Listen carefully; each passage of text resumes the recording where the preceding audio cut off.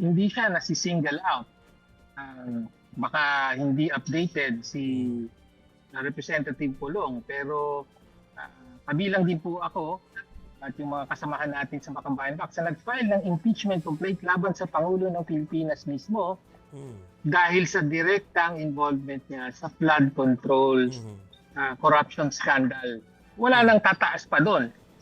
At ang sinasabi nga natin doon ay hindi lang command responsibility, kundi direct participation at direct na pakinabang ang nangyari, ang naging papel ni Pangulong Marcos dito. Of course, alam natin ang nangyari sa impeachment complaint na yan, isinantabihan ng mayorya ng Kongreso. But nevertheless, the point is, hindi po selective ang ating pagpapaningil sa flood control or sa corruption.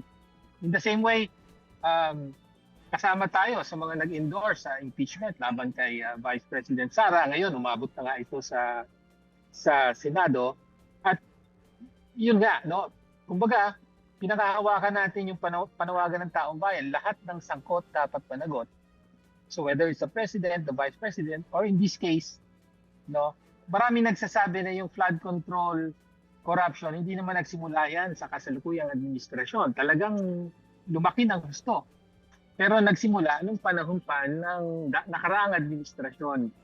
Kaya nga po, nung sinuri natin, nakita natin na may malaking pondo na nasa Davao City mismo.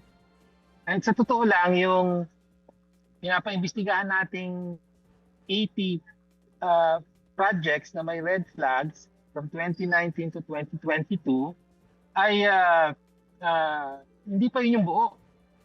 No? Partial lang yun. Sa dalawang ilog na lang yan eh, Davao River at Matina River. There are more rivers in Davao, Talomo River among others. No? So partial pa nga lang yun.